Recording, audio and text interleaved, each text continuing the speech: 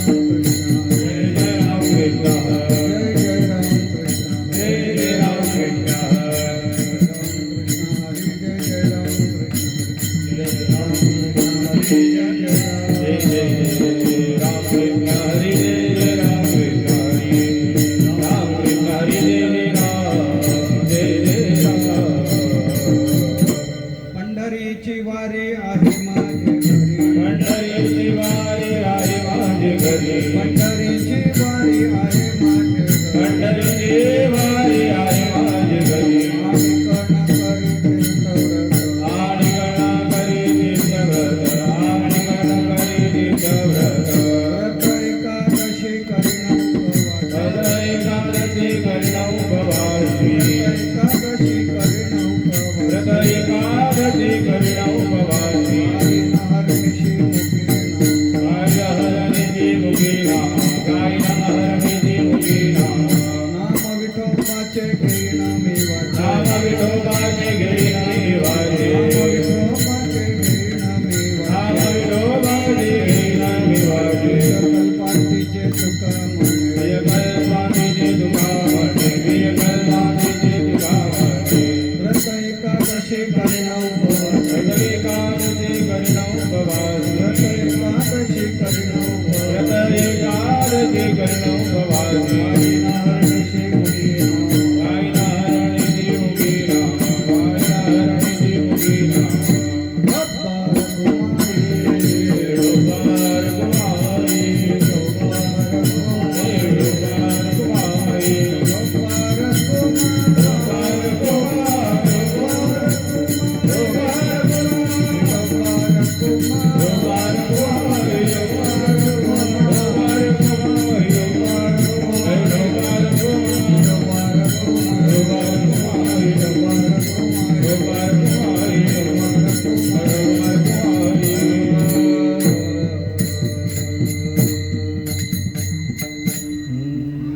पंढरीची वारी आहे माझे घरी पंढरीची वारी आहे माझे घरी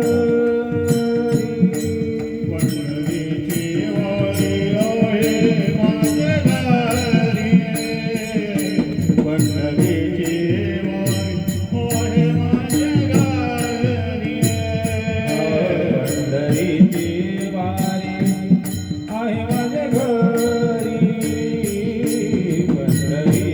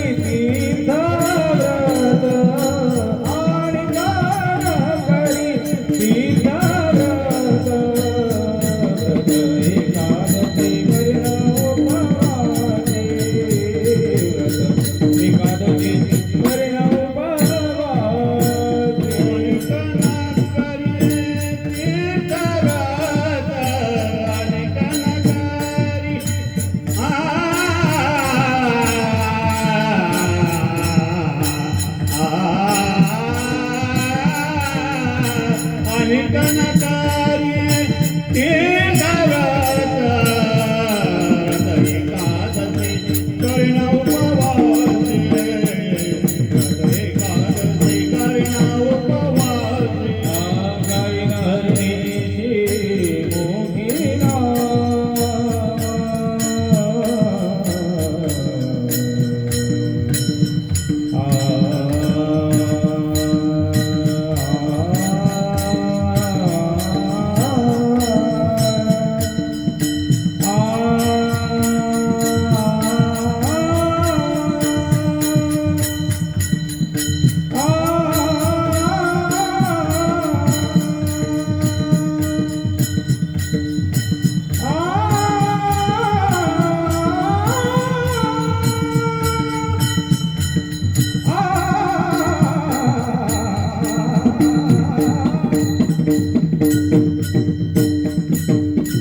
गाईन हरणीची मुखी नाम गाईन हरणीची मुखी नाम व्रत एकादशी कर्ण उपवासी व्रत एकादशी कर्ण उपवासी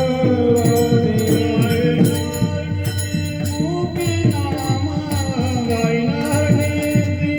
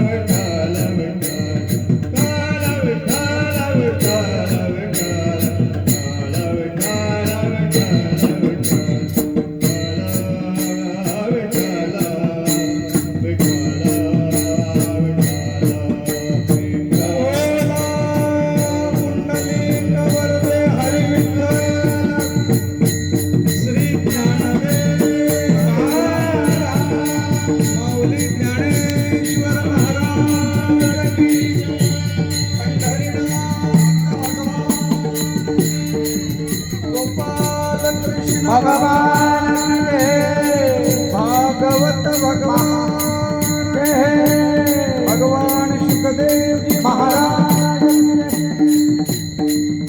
जगत गुरु तुकाराम महाराज बोलो रे भाई सब हर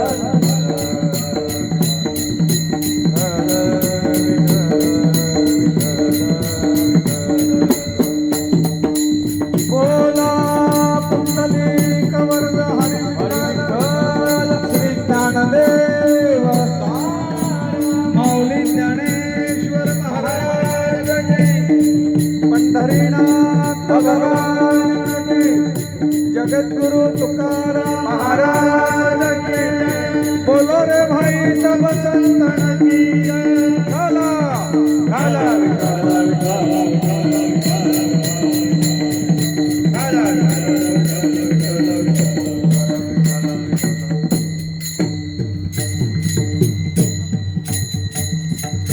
पंढरीची वारी आहे माझे घरी, पंढरीची वारी आहे माझे घरी, आणि कण करी तीर्थव्रत व्रत एकादशी कर्ण उपवासी गायीन हरणीशी मुखी नाम विठोबाचे घेईन मी वाचे नाम विठोबाचे घेईन मी वाचे बीज कल्पांतीचे तुका म्हणे व्रत एकादशी कर्ण उपवासी गायीन अशी हरणीशी मुखी नाम पांडुरंगा करो प्रथम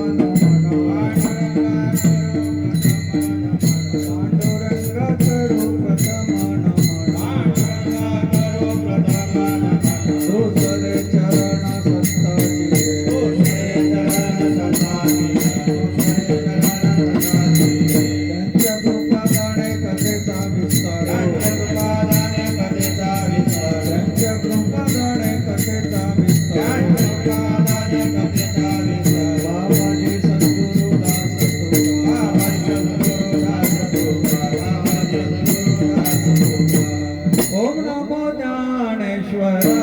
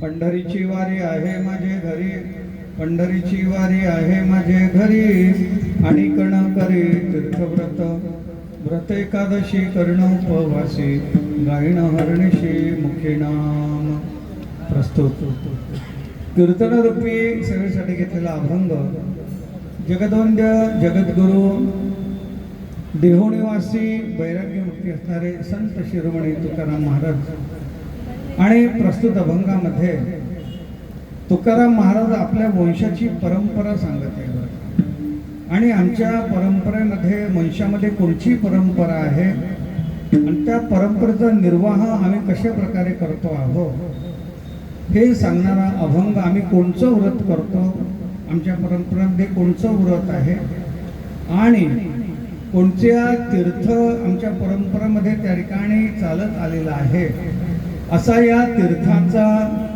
आणि एक प्रकारे व्रताचाही उल्लेख करणारा अभंग आज या ठिकाणी आपण सेवेला घेतलेला आहे. विठ्ठला विठ्ठला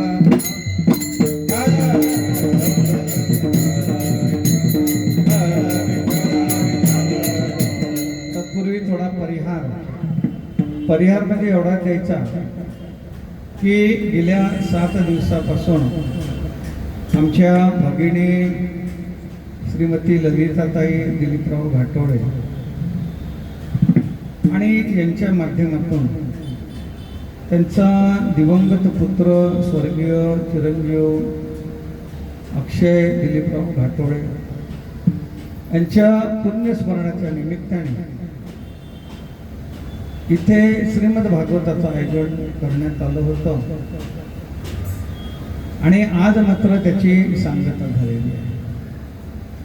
अनायास आजची त्या ठिकाणी एकादशी आहे. ताईची इच्छा होती की महाराज एकादशी आहे तर कीर्तनही त्या ठिकाणी व्हावं आणि काही हरकत एकादशीला कीर्तन व्हायलाच पाहिजे आणि म्हणून त्यांनी मला आग्रह केला. पत्रिकेमध्येही त्या ठिकाणी लिहिलेलं आहे मी काही पत्रिका वाचली नव्हती. तर म्हटलं बा आता वेळेवर कसं काय कीर्तन होईल, तर म्हणे नाही म्हणे महाराज पत्रिकेत छापला आहे म्हणे. ज्यावेळी पत्रिका पाहिली ते म्हणलं हो छापलेलं आहे. म्हणलं काही हरकत नाही, तुम्ही म्हणताना की कीर्तन व्हायला पाहिजे म्हणून तर अवश्य कीर्तन होईल. श्रीमद भागवताचं या ठिकाणी एक प्रकारे जो महोत्सव झालेला आहे आणि भागवतामध्ये एकादशी यायला पाहिजे लक्षात. 1-2 तिथे असे आहेत. भगवान शुकदेवानी म्हणजे भागवते 3 जणांनी वेगवेगळ्या महिन्यामध्ये पण एकाच तिथीवर केलेला आहे. भगवान शुकदेवानी जे भागवत राजा परीक्षितीला ऐकवलेलं आहे ते भागवत भाद्रपद शुद्ध नवमी ते भाद्रपद शुद्ध पौर्णिमा या तिथीवर ऐकवलेलं आहे. म्हणजे त्याच्यामध्ये एकादशीचा अंतर्भाव आहे. गोकर्ण आणि धंदोकारीला जे भागवत ऐकवलेलं आहे ते आषाढ शुद्ध नवमी ते आषाढ शुद्ध पौर्णिमेला त्या ठिकाणी ते ऐकवलेलं आहे. आणि सनत कुमारांनी देवर्षी नारदाला जे भागवत ऐकवलेलं आहे ते कार्तिक शुद्ध नवमी ते कार्तिक शुद्ध पौर्णिमा या तिथीवर ऐकवलेलं आहे.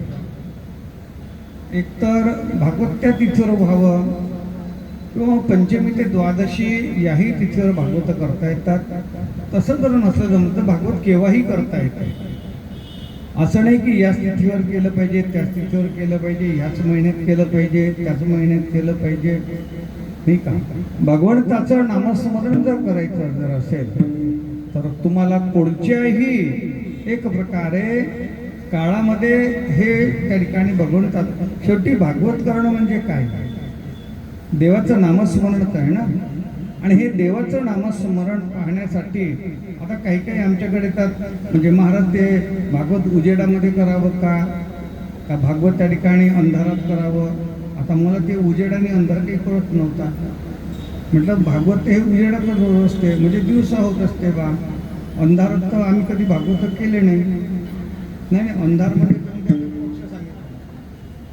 म्हणजे उजेड याचा अर्थ होतो त्या ठिकाणी शुक्ल पक्ष आणि अंधार याचा अर्थ होतोय कृष्ण पक्ष. तर भागवत कोणत्या याच्यात करावं, उजेडात करावं का अंधारात करावं. म्हटलं शुक्ल पक्षामध्ये कर किंवा त्या ठिकाणी कृष्ण पक्षामध्ये कर. ज्या पक्षामध्ये करशील भगवंताचं नाव कोणत्याही पक्षामध्ये जरी घेतलं तरी त्याचा उद्धार मात्र होतोय, ठीक का. दोन्ही पक्ष पाही उद्धरती, दोन्ही पक्ष पाही उद्धरती, दोन्ही पक्ष पाही उद्धरती. काळ वेळ नाम उच्चारिता नाही, काळ वेळ नाम उच्चारिता नाही, काळ वेळ नाम उच्चारिता, काळ वेळ नाम उच्चारिता नाही. दोन्ही पक्ष पाही उद्धरती, दोन्ही पक्ष पाही उद्धरती, दोन्ही पक्ष पाही उद्धरती. हरिपाठामध्ये सांगितलेलं आहे ना, काळ वेळ नाम उच्चारिता नाही, दोन्ही पक्ष पाही उद्धरती. आपल्याला जेव्हा भूक लागते आहे तेव्हा आपण पाहतो का रात्र आहे का दिवस आहे का दुपार आहे का संध्याकाळ आहे. नाही, जेव्हा आम्हाला भूक लागली तेव्हा आम्ही त्या ठिकाणी जेवण करतो आहोत, नाही का. तसं ज्यावेळेस त्या ठिकाणी एक प्रकारे भगवंताचं नामस्मरण जेव्हा करावं असं वाटलं तर त्या ठिकाणी एक प्रकारे कोणताही पक्ष पाहू नये. काळ वेळ नाम उच्चारिता नाही, दोन्ही पक्ष पाही उद्धरती. तर कोणत्याही पक्षामध्ये त्या ठिकाणी भगवंताचं नामस्मरण करता येते, कोणत्याही तिथीवर भगवंताचं नामस्मरण करता येतं. तर ही तिथी त्या ठिकाणी आलेली आहे. पंचमी ते द्वादशी ही तिथी त्या ठिकाणी आली. अनायास आज एकादशी आहे आणि एकादशी असल्यामुळे एकादशीला कीर्तन त्या ठिकाणी व्हावं आणि म्हणून आपला हा कीर्तन प्रपंच आहे. विठ्ठल विठ्ठल विठ्ठल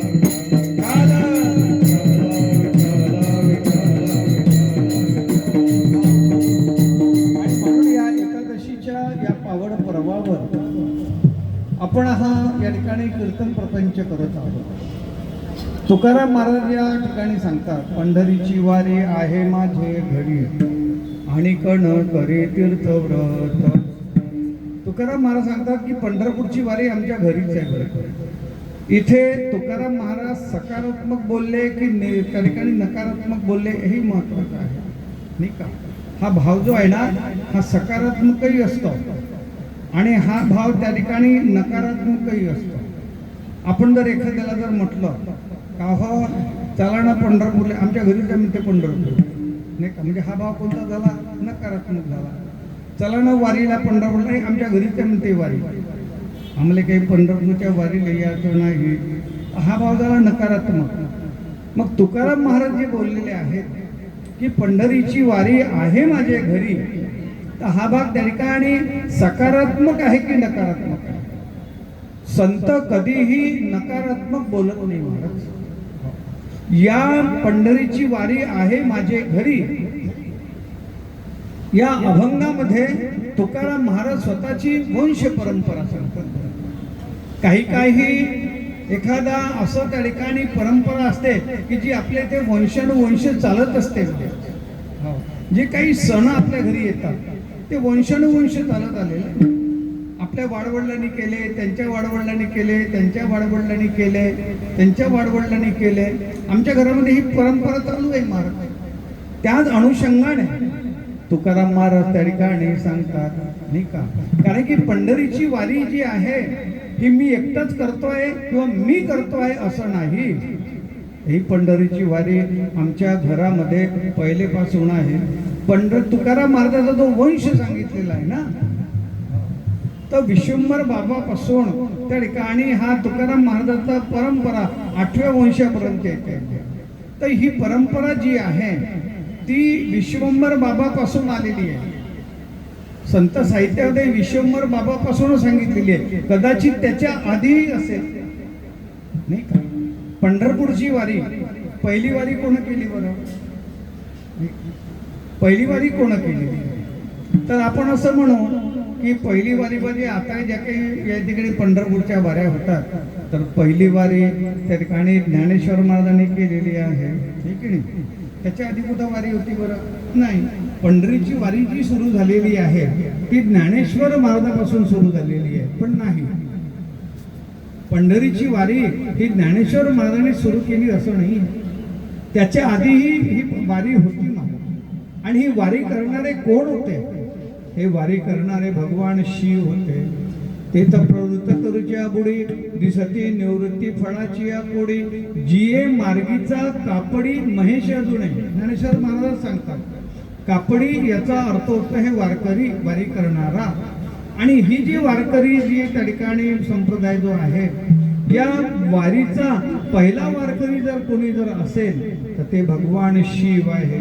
आणि ते शिव जे येत होते, हे जेव्हा ते वारी करायचे ना, तर ते नुसते त्या ठिकाणी नुसती वारी करत नव्हते. मग काय करायचे, भगवंताचं नामस्मरण करत करत वारी करायचे. आपण म्हणतो की नाही, गात जागा प्रेम मागा विठ्ठला. तेव्हा भगवान शिव हे सुद्धा गात गातच जायचे.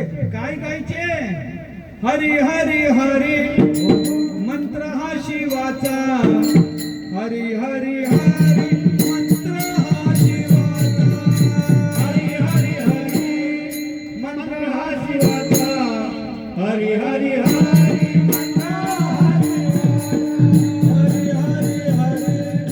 मंत्र हा शिवाचा, हरी हरी हरी मंत्र हा शिवाचा, हरी हरी हरी मंत्र हा शिवाचा, हरी हरी हरी मंत्र हा शिवाचा, हरी हरी हरी मंत्र हा शिवाचा. मनती देवाच्या दया मोक्ष, मनती देवाच्या दया मोक्ष, मनती देवाच्या दया मोक्ष, मनती देवाच्या दया मोक्ष, मनती देवाच्या दया मोक्ष, मनती देवाच्या दया मोक्ष, मनती देवाच्या दया मोक्ष, मनती देवाच्या दया मोक्ष. हरिमुखे म्हणा, हरिमुखे म्हणा, हरिमुखे म्हणा, हरिमुखे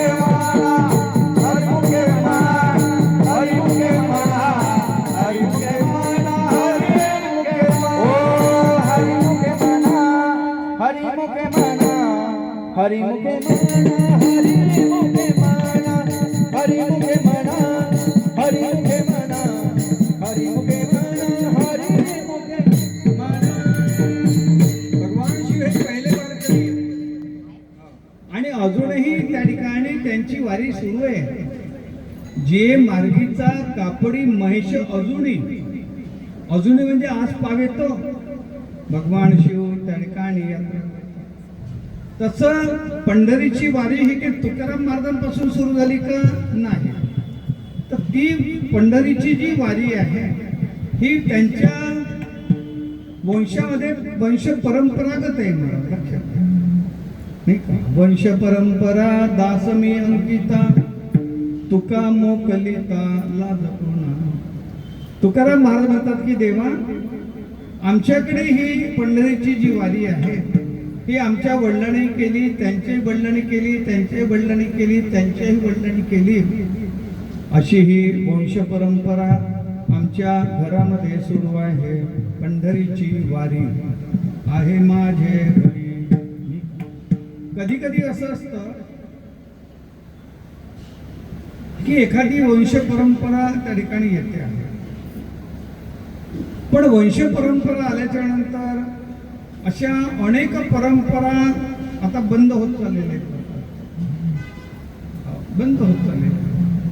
कधी कधी आपण पाहतो ना, आपल्याही घरामध्ये काही सण वगैरे आपण करतो, वंश परंपरेने ते सण चालत आलेले आहेत. पण आता नवीन पिढी जर आपण पाहिली नाही का, आता सासूबाईपासून ते पिढी चालत आलेली आहे. आता सून जी आहे ती त्या ठिकाणी तो सण करते ना, पण तो सण करताना सण करतच सण करते. ठीक आहे. आता माझ्या सासूच्या राज्यात चाललं म्हणते ते, आता जिथपर्यंत हे बुडगाड जिवंत आहे तिथपर्यंत करतो म्हणते हे, आणि आता ते बुडी गेली का तिच्यासोबत देतो म्हणते सगळं विसरू नाही का, तिच्यासोबत सगळं त्या ठिकाणी समर्पित करून टाकतो. असं होते ना. अनेक वंशामध्ये त्या ठिकाणी परंपरा मोडल्या गेलेल्या आहेत, पण काही काही वंशामध्ये त्या ठिकाणी परंपरा चालत आलेल्या अजूनही आहेत. त्याचं कारण काय आहे? त्याचं कारण आहे की ज्या परंपरा आपल्याकडे आलेल्या आहेत त्या परंपरेचं महात्म्य ज्यांना ज्यांना कळलं त्यांनी त्या परंपरा त्या ठिकाणी कायम ठेवलेल्या आहेत, आणि ज्यांना त्याच्यातलं महात्म्य कळलंच नाही त्यांनी मात्र त्या परंपरा बदलवल्यात. मला हे आता कुठं चालते का म्हणते एवढे हे. अहो, अनेक ठिकाणी आपण पाहतो आता हे जे काही श्राद्ध वगैरे केल्या जाते त्या ठिकाणी आपण पाहतो. आता ही नवीन जी पिढी आहे ही नवीन पिढी त्या ठिकाणी ते श्राद्ध वगैरे नाही मानलं जातात. कायची तेरवी, कायचं पिंडदान, कशाचं त्या ठिकाणी श्राद्ध, हे सगळं हे थोतांड आहे. वास्तविकता ते थोतांड नाही आहे. त्याचं कारण असं आहे की त्यांना त्या श्राद्धाचं महत्त्व कळलंच नाही. आणि असं असतं, आता तो विषय थोडा वेगळा पडतो, पण ज्यावेळेस मात्र त्या ठिकाणी आपल्यावर 3 जणांचं ऋण आहे. आपल्यावर देवाचं ऋण आहे. 3 जणांचं ऋण आपल्याला त्या ठिकाणी उतरवावं लागतं. पहिलं देवाचं ऋण आहे, दुसरं आहे साधू संतांचं ऋण, आणि तिसरं जे ऋण आहे ते आहे आई वडिलांचं ऋण. आपल्याला जर घर बांधायचं जर असेल तर आपण बँकेतून लोन घेतो. 50 लाख म्हणा, 60 लाख म्हणा, 70 लाख म्हणा, जे काही आपल्या ऐपतीप्रमाणे ते आपण लोन घेतलं, सुंदर घर त्या ठिकाणी बांधलं, आणि सुंदर घर बांधून आपण त्या ठिकाणी राहायला लागलेलो आनंद तुम्हा आम्हाला मिळतो. पण ज्या नवीन घरामध्ये आपण राहून राहिलेलो आहोत, ज्या घराचा आपण आनंद घेत आहोत, तर एक जिम्मेदारी आपल्याकडे आहे की ज्या बँकेनं आपल्याला लोन दिलेलं आहे त्याचं त्या ठिकाणी जो हप्ता आहे तो तुम्हाला नियमित फेडावा लागतो. बँकेनं जर तुम्हाला 50-60 लाखाचं लोन दिलं आणि तुम्ही ते लोन घेऊन मजा मारून राहिलेले, मारा मजा. पण ते लोन जर तुम्ही जर त्या ठिकाणी जर परत जर करत जर नसाल तर ती बँक काय करते, तुम्हाला 2-4 वेळा नोटीस देते. आणि जेव्हा तुम्ही मानतच ना तेव्हा ते बँकेचे लोक येतात, तुम्हाला घराच्या बाहेर काढतात, तिथं लॉक लावतात आणि तुम्हाला बेघर करतात. आता रडून राहिलेलं आहे. तुम्हाला त्या ठिकाणी लोन दिलं होतं ना बँकेने, मग हे तुम्हाला आनंद त्या ठिकाणी घेता येत होता ना, मग तुमचं कर्तव्य काय होतं, ते लोन नियमितपणे फेडणे. तुम्ही जर ते कर्ज जर नियमितपणे जर फेडलं जर असतं तर तुम्हाला त्या ठिकाणी बेघर व्हायची वेळ आली नसती ना. मला तसं आपल्यावर 3 जणांचं ऋण आहे, आपल्यावर देवाचं ऋण आहे. मग देवाचं जर ऋण आपल्यावर जर आहे तर देवाजवळ आपण काय घेतलं आणि देवाने आपल्याला काय दिलं. तुकाराम महाराज सांगतात, दिले इंद्रिये हात पाय,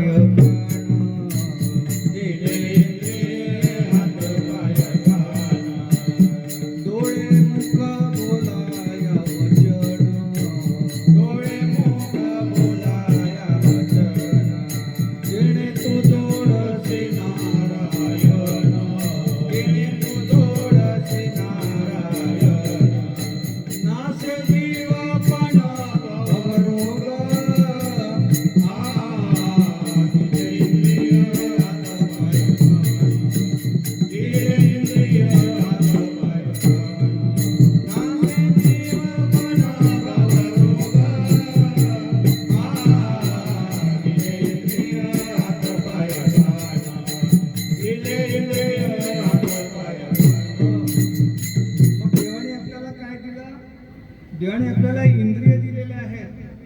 हात दिले, पाय दिले, नाक दिलं, डोळं दिले, बुद्धी दिली. हे देवाचे उपकार नाही आहे का तुमच्या आमच्यावर, की देवाने हे एवढं सुंदर आम्हाला हे शरीर दिलं. हे देवाने आपल्याला कर्ज रूपामध्ये दिलेलं आहे. मग कर्ज रूपाने जर हे शरीर जर आपल्याला देवाने जर दिलेलं जर आहे तर त्याचं लोन कसं फेडावं. तर ज्या देवानं आपल्याला हे शरीर दिलेलं आहे त्याचं लोन जर उतरवायचं जर असेल, त्याचं कर्ज जर फेडायचं जर असेल तर भगवंताचं नामस्मरण करणे हे त्याचं लोन उतरवण्याची प्रक्रिया आहे. जेणे जीव देला दान तयाचे घरी,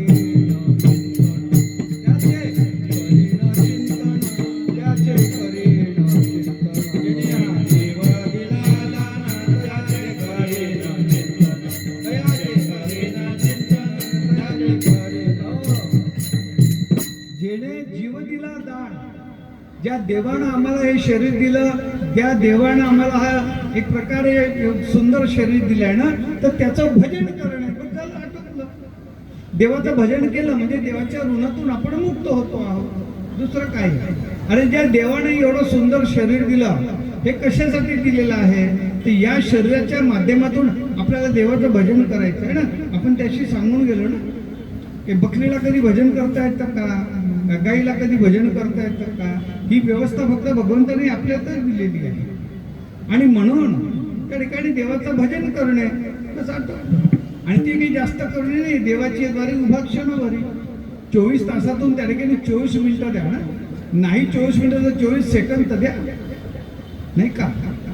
त्या ठिकाणी सांगितलंय ना की एक प्रकारे देवाला त्या ठिकाणी तुम्ही क्षणभर जरी दिलं तरीही चालते. पण आम्हाला तेवढाही वेळ नाही आहे महाराज, ते ऋण त्या ठिकाणी कसं उतरणार. तर देवाचं भजन करून आपल्याला हे ऋण उतरवता येतं. दुसरं आहे साधू संतांचं ऋण. तर साधू संतांचं ऋण काय आहे, देवाची प्राप्ती जी आपल्याला झाली आहे ना ती संतांच्या माध्यमातून झालेली आहे, नाही का. देव आपल्याला कळतो का, नाही. अहो देव कळावा की देव मिळावा. देव हा कळला पाहिजे महाराज. देव तर कोणालाही मिळतो, त्याला काही अर्थ नाही आहे. रावणालाही देव मिळाला पण कळला कुठे, त्याची बायको चोरून घेऊन आला रामाची. कंसाला देव नाही मिळाला का, मिळाला ना, पण त्यालाही मात्र किंमत कळली नाही. अर्जुनाला देव नाही मिळाले का, मिळाले, पण त्याला नाही कळला, नाही का. कृष्णा म्हणून हाकारी जे यादवपणे तू ते लेखीजे आपुलिया नघालीजे जाता तुझं. ए कृष्णा इकडे ये. जसा एखादा मालक नोकराला सांगते की नाही, चल माई गाडी तुझं पार्क कर म्हणून, तसा तो देवाला सांगतोय सेन येरून भैरू मध्ये रथम स्थापन अच्युता, की दोन्ही रथाच्या मधात माझा रथ घेऊन चाल, दोन्ही सैन्याच्या मधात माझा रथ घेऊन चाल, नाही का? एक प्रकार आहे. म्हणजे देवाला त्या ठिकाणी त्याला समजलं, त्याला कृष्ण म्हणून आवाज मारे.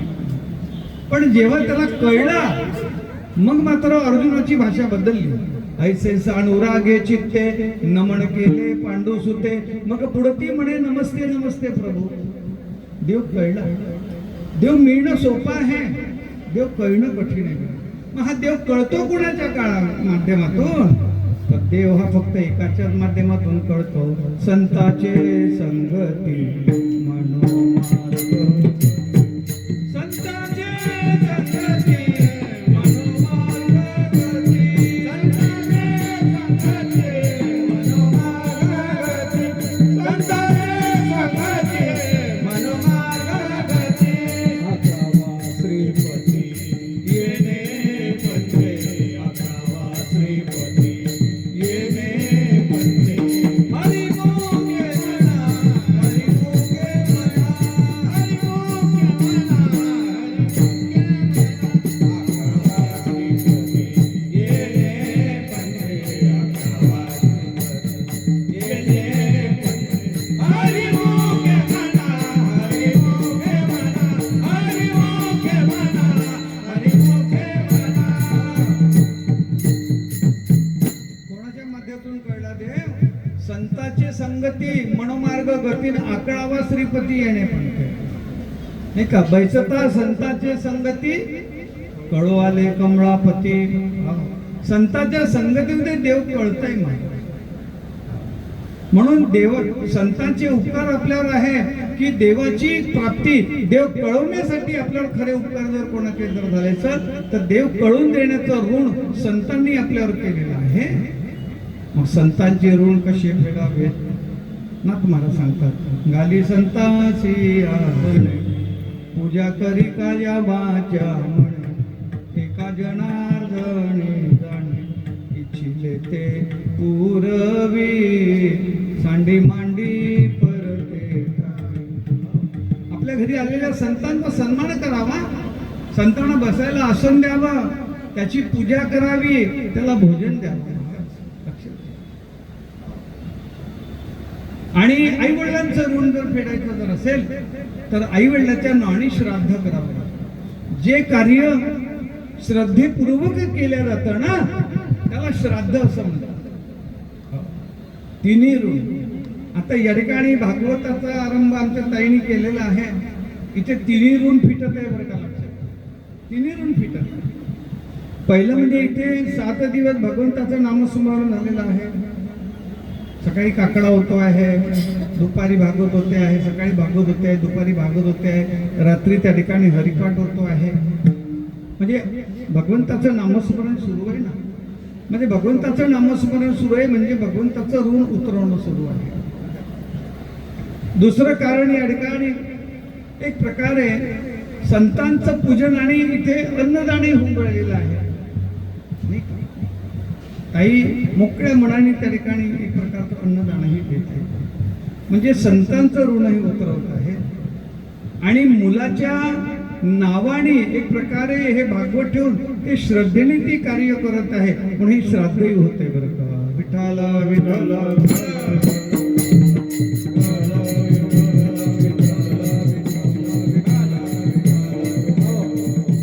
मग हे श्राद्ध त्या ठिकाणी करावे लागते.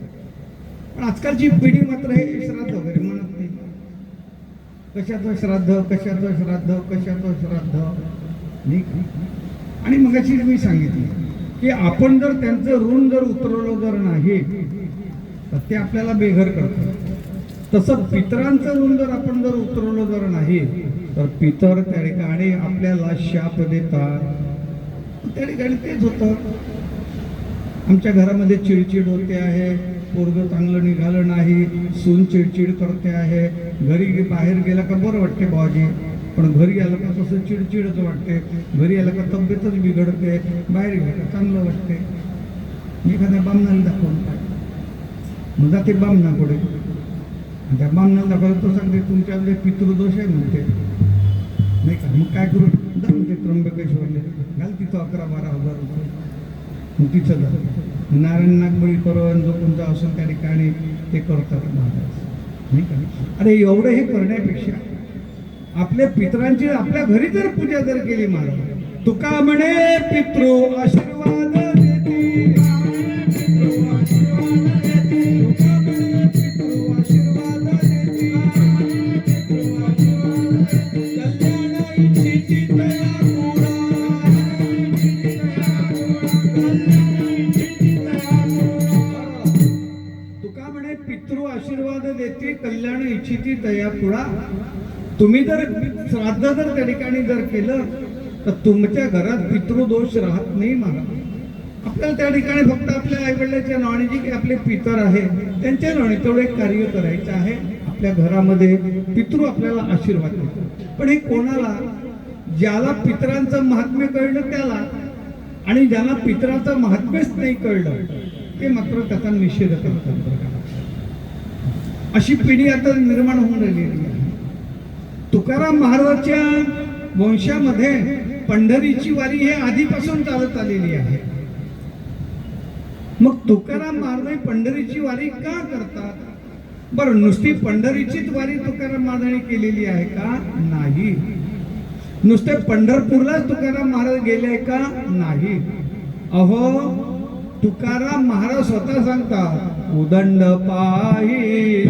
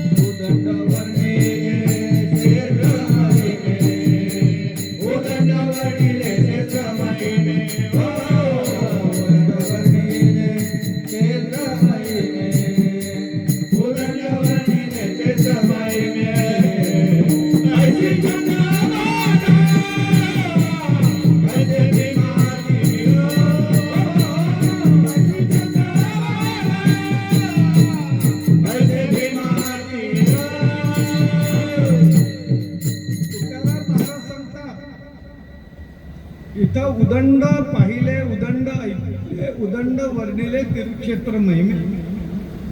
एकट्या पंढरपूरलाच बा आमच्या बापानं वारी केली म्हणून आम्ही पंढरपूरला चालले असं नाही. तुकाराम महाराज स्वतः सांगतात वाराणसी गया पाहिली द्वारका. तुकाराम महाराज मी वाराणसीला जाऊन आलो, मी काशीला जाऊन आलो आहे, मी काशी त्या ठिकाणी गयेला जाऊन आलो आहे, मी द्वारकेला जाऊन आलेलो आहे. वाराणसी गया पाहिली द्वारका. अनेक तीर्थ आहेत. उदंड पाहिले, उदंड ऐकिले, उदंड वर्णिले क्षेत्र महिमे. उदंड म्हटलेलं म्हणजे जेवढे काही या भूतलावर तीर्थ आहेत कदाचित तुकाराम महाराजांनी सगळे तीर्थ पाहिलेले आहेत. आणि हे सगळे तीर्थ पाहिल्याच्या नंतर मग जेव्हा तुकाराम महाराज पंढरपूरला आलेले आहेत तर पंढरपूरचं महिमान, पंढरपूरचं वर्णन त्या ठिकाणी तुकाराम महाराजांना जे आहे महत्व ते पंढरपूरला कळलेलं आहे की आमच्या वाडवडिलांनी जी पंढरीची वारी केलेली आहे ना, कदाचित त्यांना ते महात्म्य द्वारकेला जर दिसलं जर असतं तर त्यांनी म्हटलं असतं की मी द्वारकेची वारी करतो, मी नाही करत पंढरपूरची वारी. त्यांना ते महात्म्य कदाचित काशीला जर कळलं जर असतं तर त्यांनी म्हटलं असतं की मी काशी करेन, मी पंढरपूरची यात्रा करणार नाही. मग असं काय त्या ठिकाणी पंढरपूरचं महात्म्य तुकाराम महाराजांनी अनुभवलं महाराज? त्याचं कारण आहे इतर ठिकाणी जरी तुकाराम महाराज जरी गेले जरी असले पण तुकाराम महाराजांना त्या ज्या ज्या तीर्थावर तुकाराम महाराज गेले तिथे भगवंताचं ते दर्शन झालेलं आहे ते मूर्ती रूपाने झालेलं आहे. पण पंढरपूरला जेव्हा तुकाराम महाराज आलेले आहेत तेव्हा तुकाराम महाराजांना जे दर्शन झालेलं आहे ते मूर्ती रूपाने नाही. तर तुकाराम महाराज सांगतात मूर्तिमंत देव नांदतो पंढरी. मूर्तिमंत देव नांदतो पंढरी. मूर्तिमंत देव नांदतो पंढरी. मूर्तिमंत देव नांदतो पंढरी. ये दिगंतरी प्रतिमा. ये दिगंतरी प्रतिमा. ये दिगंतरी प्रतिमा. तुकाराम महाराज सांगतात की मूर्तिमंत देव नांदतो पंढरी. येर दिगंतरी प्रतिमा. अहो मूर्ती रूपाने असणारा परमात्मा आणि मूर्तिमंत रूपाने मूर्तिमंत असणारा परमात्मा नाही. तर इतर ज्या ज्या ठिकाणी तुकाराम महाराज गेले त्या त्या ठिकाणी तुकाराम महाराजांना मूर्ती रूपामध्ये परमात्मा दिसला. पण इथं मात्र त्या ठिकाणी पंढरपूरला मात्र परमात्मा जो आहे तो मूर्ती रूपाने दिसला नाही तर तो मूर्तिमंत रूपाने दिसलेला आहे. मूर्तिमंत रूपाने दिसलेला आहे. असा हा परमात्मा पंढरपूरला कसा काय स्थायी झाला महाराज? पंढरपूरला कसा काय स्थायी झाला याची कथा येते बरं. थोडीशी भागवतामध्येही संलग्न ती कथा येते आहे. आपण त्याशी भागवतात सांगून गेलेलो आहोत की भगवंत निजधामाला जेव्हा निघून गेलेले होते तेव्हा गेले कुठे तर 4 स्थानाचा उल्लेख तिथे आलेला आहे. पहिला उल्लेख असा आहे की भगवंत तिरोधायम प्रविष्टोयम श्री भागवतार्णवम. भगवान जे आहेत ते भागवतामध्ये आलेले आहेत, प्रविष्ट झालेले आहेत. म्हणून भागवताचे 12 स्कंद हे भगवंताचे 12 अंग आहेत. आपण समजून घ्या. दुसरा हा परमात्मा जगन्नाथाच्या रूपाने तिथे आलेला आहे त्याची कथा येते आहे. भगवान जगन्नाथाच्या रूपाने का आलेले आहेत? नारदाच्या आग्रहाने भगवंत जगन्नाथाच्या रूपाने तुम्हा मला दर्शन देतात बरं का. तीही कथा येते. तिसरी कथा भगवान हे व्यंकटेशाच्या रूपाने आलेले आहेत. आम्ही विठ्ठल कथा करत असतो बरं का. पंढरपूरला जर तुम्ही गेले जर असाल तर पंढरपूरला तिथे भगवान व्यंकटेशाचं मंदिर आहे आतमध्ये.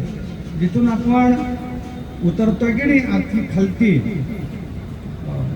काणोपात्रेच्या दारातून जेव्हा आपण खाली उतरतो इकडे तेव्हा इकडल्या बाजूनं म्हणजे डाव्या बाजूला आता सध्या ते मला ते डागडुगी सुरू असल्यामुळे ते बंद आहे पण तिथे भगवान व्यंकटेशाचं मंदिर आहे.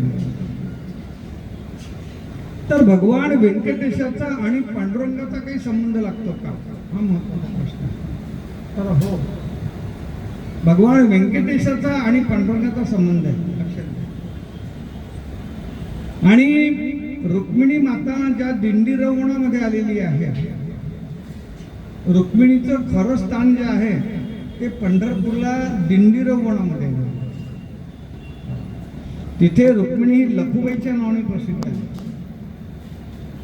तर तिथे जर तुम्ही गेले तर आजही तुम्हाला तिथे चिंचेचे झाडं दिसतात. असं म्हणतात की पूर्वी तिथे 7 चिंचेचे झाडं होते पण काळाच्या ओघामध्ये 5 झाडं नष्ट झालेले आहेत. पण आजही 2 झाडं तिथे आहेत चिंचेचे. तर चिंचेचा आणि परमात्म्याचा काही संबंध लागतो का तर हो त्याचाही संबंध लागतो.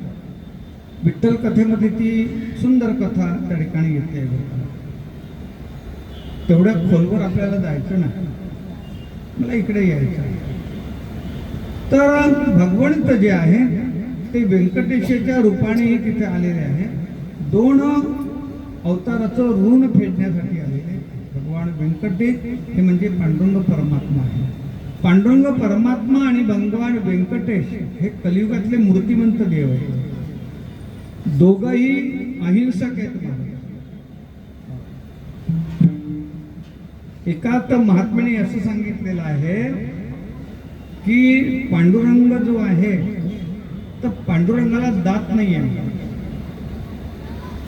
कारण की हा जो पंढरीनाथ आहे ही भगवान श्रीकृष्णाची बालमूर्ती आहे, भगवंताची ही बालमूर्ती अहिंसक आहे. अहिंसक याचा अर्थ होतो हिंसा न करणारा, आणि ही कोणाची मूर्ती आहे? भगवान श्रीकृष्णाची बालमूर्ती. आता हे लहान पोरं असतात की नाही, लहान पोरांचं शस्त्र काय आहे?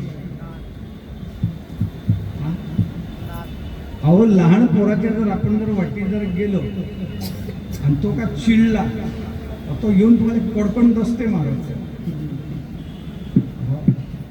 त्याचं शस्त्र जर काही जर असेल तर त्याचे दात हे त्याचं शस्त्र आहे. लहान पोराचं शस्त्र तेच आहे, तो डसतो, कारण की त्याचे दात हे त्याचे काय आहे? शस्त्र आहेत. पण ही पांडुरंगाची मूर्ती अहिंसक आहे. अहिंसक म्हणजे ही हिंसा करणारी नाही. याच्या मुखामध्ये दात नाहीये महाराज, पांडुरंगाच्या मुखामध्ये दात नाहीये, म्हणजे ही बालमूर्ती असल्यामुळं जसं लहानसा पोरग चावते एखाद्याला दाताने, ही बालमूर्ती नसल्यामुळे याच्या मुखामध्ये दात नसल्यामुळे हा अहिंसक आहे असं सांगितलेलं. आणि म्हणून अहिंसक असणारा व्यक्ती जो कोणी असला त्याचा प्रसाद काय आहे? पांडुरंगाचा प्रसाद काय आहे? आता तुम्ही जाता ना आमच्या कुणालसोबत पंढरपूरला, की नाही? मग पंढरपूरला जाता तुम्ही तर तिथून प्रसाद कोणचा आणता? मुरमुऱ्याचा. अरे सांगत जा ना, अरे कुणाल जात जा याच्यासोबत, कुणाल सोबत जात जा पंढरपूरच्या वर, तो सगळं दाखवतोय तुम्हाला. मुरमुऱ्याचा प्रसाद आहे महाराज. पंढरपूरचा प्रसाद काय आहे? मुरमुरे. तर मुरमुरे असा प्रसाद आहे का ज्याला दात आहे तोही खाते, ज्याला दात नसेल तोही खाते. ज्याला दात नाही आहे त्याला खारीक द्या बरं, खाईल का तो? पण मुरमुरा जर खातो की नाही. तसा दुसरा प्रसाद आहे गोपाल काला. देवाचा प्रसाद काय आहे? गोपाल काला आहे. तर ज्याला दात आहे तोही गोपाल काला खाते, आणि ज्याला दात नाही तोही गोपाल काला खाते. म्हणजे ज्याला दात नाहीये, म्हणजे आमचा देव कसा आहे? अहिंसक आहे. आणि अहिंसक असल्यामुळे त्याच्या हातामध्ये शस्त्र नाही का? प्रमाणम भवाभ्येरिदं मामकानां नितंबकराभ्या धृतोयेन तस्मात् विधातुर्व सत्य धृतोणाभिकोश परब्रह्मलिंगम भजे पांडुरंगम. पांडुरंगाच्या हातात शस्त्र आहेत का? नाही. तसं भगवान व्यंकटेशाच्या हातातही शस्त्र नाहीये महाराज, लक्षात घ्या. त्याला जे काही दाखवतात शस्त्र, शंख आणि चक्र, हे कृत्रिम आहेत.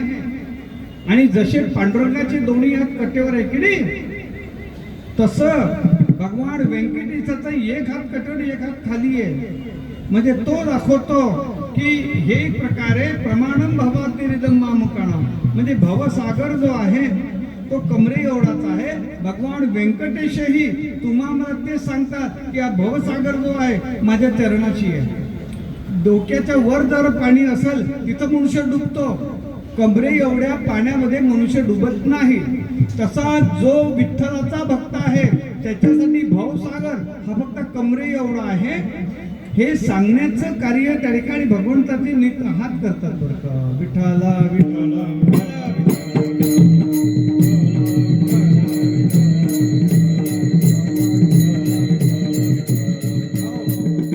असा हा परमात्मा, मुळामध्ये हा परमात्मा आहे. तरी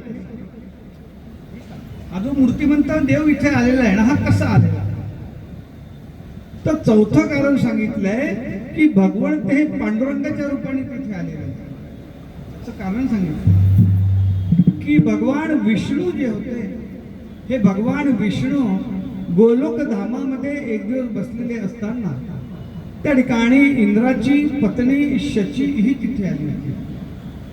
आणि शचीने जेव्हा देवाला पाहिलं तेव्हा देवाचं रूप पाहून त्या ठिकाणी मात्र ही शची जी आहे, ही शची त्या ठिकाणी देवावर मोहित झाली होती.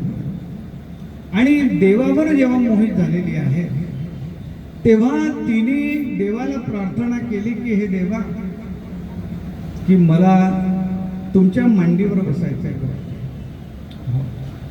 देवाच्या मांडीवर बसणं एवढं सोपं नाही. देवाच्या मांडीवर बसणं एवढं सोपं आहे का? ना. तेव्हा देव म्हणायला लागलेले आहेत की तू 60,000 वर्ष तपश्चर्या कर, आणि 60,000 वर्ष तपश्चर्या करून मग मात्र मी तुला मांडीवर बसवतो. देवाच्या मांडीवर बसणं सोपं नाही. अहो, देव आवडायलाही पुण्य लागतं. बहुता सुकृताची जोडे म्हणून विठ्ठली आवडी. देव काही सगळ्यांनाच आवडतो. मग देवाच्या मांडीवर बसायला काही पुण्य नाही लागणार का? देव म्हणायला लागले म्हणे 60,000 वर्ष तपश्चर्या करून, आणि पुढे मी द्वापारयुगामध्ये जेव्हा कृष्ण अवतार घेईल तेव्हा तुला माझ्या मांडीवर बसवेल. ठीक आहे. म्हणून ही शची जी आहे ही 60,000 वर्ष तपश्चर्या करते. युग बदललं आणि भगवान जे आहेत ते द्वापार युगामध्ये भगवान श्रीकृष्णाच्या रूपाने आले. पण भगवंताने आपलं वचन काही पूर्ण केलं नाही. राधाही तिथे आली होती. म्हणजे शची ही आहे ही पूर्वजन्मीची राधा आहे. पण भगवंतानं मात्र काही बसवलं नाही. शेवटी देवानं कंसाचा वध वगैरे केला, सगळं काही झालं. आणि जेव्हा कालयवन आलाय तेव्हा देव द्वारकेमध्ये निघून गेले. द्वारकेमध्ये देव निघून गेलेले आहे आणि उर्वरित जे आयुष्य आहे ते द्वारकेमध्येच जगले. राधेने पाहिलं की मी तर इथं एवढं 60,000 वर्ष तपश्चर्या करून आलेली आहे, पण देवानं मात्र अजूनही माझी मनोकामना पूर्ण केली नाही. म्हणून राधा ही द्वारकेमध्ये गेली. राधा द्वारकेमध्ये गेली आणि द्वारकेमध्ये गेल्याच्या नंतर भगवंताला तिथे पाहिलं आणि भगवंताला पाहून त्या ठिकाणी राधा म्हणते आहे की हे देवा, आपण मला वचन दिलं होतं की मला तुम्ही मांडीवर बसवाल, पण तुम्ही मात्र मला मांडीवर नाही बसवलं म्हणे. 60,000 वर्ष तपश्चर्या केली पण मला नाही बसवलं मांडीवर. देव म्हणाले ठीक आहे, आता तुला मांडीवर बसवलं. पुरुषाच्या ज्या 2 मांड्या आहेत या दोन्ही मांड्या मूक आहेत. पुरुषाच्या डाव्या मांडीवर कोणी बसावं आणि पुरुषाच्या उजव्या मांडीवर कोणी बसावं याचे नियम. बायकोला जर मांडीवर जर बसवायचं जर असेल तर डाव्या मांडीवर बसवा. पार्वती माता ही भगवान शिवाच्या डाव्या मांडीवर बसते आहे. डाव्या मांडीवर बसते. आणि उजव्या मांडीवर मुलीला बसवायचं जर असेल तर उजव्या मांडीवर बसवा, किंवा सुनेला जर बसवायचं जर असेल तर तेही उजव्या मांडीवर बसवता येतं, कारण की सून ही आपली मुलगीच असते. तर देवाला लीला करायची होती म्हणून देव म्हणायला लागले ठीक आहे म्हणे, ये म्हणे राधा बस माझ्या मांडीवर. आता देवाला लीला करते. देवाला आपली डावी मांडी समोर केली महाराज, आणि डावी मांडी समोर करून त्या ठिकाणी राधेला बसवलं. ज्यावेळेस राधेला डाव्या मांडीवर बसवलेलं, आता ही मांडी म्हणजे बायकोची, तेवढ्यामध्ये रुक्मिणी माता तिथे आली आणि रुक्मिणी मातेनं पाहिलं हे डाव्या मांडीवर बसणारी हे कोण. ज्ञानेश्वर महाराज सांगतात जी उत्तम कुळीची होती आणि रूप लावण्य गुणवती, जे आणते आणि कातेन साहती सुतेजपणे. ज्ञानेश्वर महाराज सांगतात ज्या उत्तम कुळीच्या होती आणि गुणलावण्यवती. पतिव्रता स्त्री जी असते की नाही महाराज, तिच्या स्वप्नामध्येही परपुरुषाचा विचार येत नाही.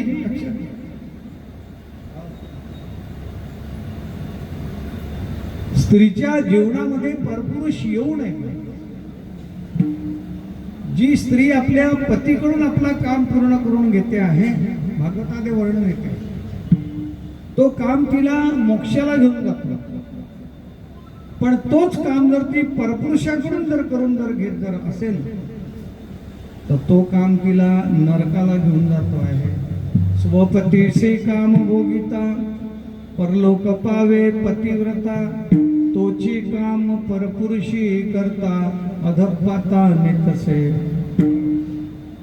स्त्रीच्या जीवनामध्ये परपुरुष नको आणि पुरुषाच्या जीवनामध्ये परस्त्री. रावणाच्या 80,000 बायका होत्या, पण मन कोणावर गेलं? सीतेवर. बरं, ज्या सीतेवर मन गेलं त्या सीतेला काही भोगलं का? बरं नाही, फक्त अभिलाषा केली. परिणाम काय झाला? 1 लाख नाती 1.25 लाख पोती, उस रावण के घर दिया न बत्ती. आम्ही मागच्या वर्षी श्रीलंकेला गेलो होतो, रामकथा होती, त्याच्या छातीवर बसून केली रामकथा. त्या रावणाची समाधी जेव्हा पाहिली की तर कुठे मुतत होती त्याच्या समाधीवर. त्याचं कारण परस्त्रीची अभिलाषा केली. विठ्ठला विठ्ठला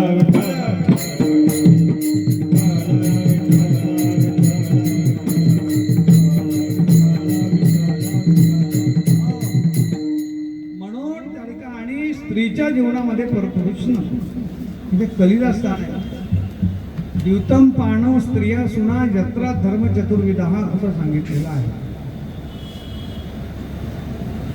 तर पतिव्रता स्त्री जी आहे ती स्वप्नातही परपुरुषाचा विचार करत नाही. पतिव्रतेचे हृदय जैसे पती वाचोनी न स्पर्शे, मी सर्वस्व या तैसे सुभटासी. जी पतिव्रता स्त्री असते ती फक्त स्वतःच्या शरीराला आपल्या पतीचाच स्पर्श होऊ देते, इतरांचा नाही. तिच्या स्वप्नातही परपुरुष येत नाही.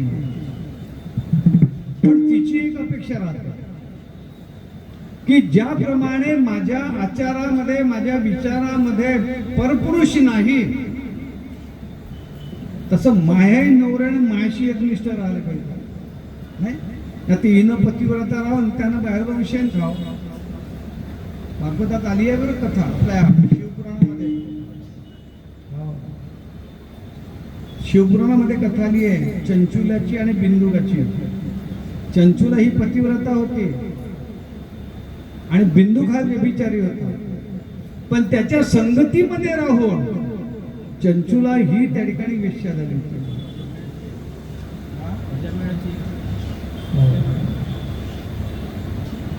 अजमेळाची कथा. अजमेळ त्या ठिकाणी वेश्येला पळून गेलेला. तर संगतीमध्ये त्या ठिकाणी लोक बिघडतात. तुकाराम महाराज सांगतात, ते असं सांगतात, ओढाळाच्या संगे सात्विक नासरी. ओढाळाच्या संगे सात्विक नासरी. ओढाळाच्या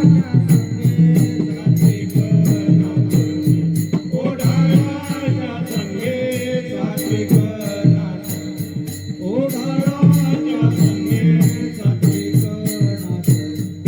ओढाळाच्या संगे सात्विक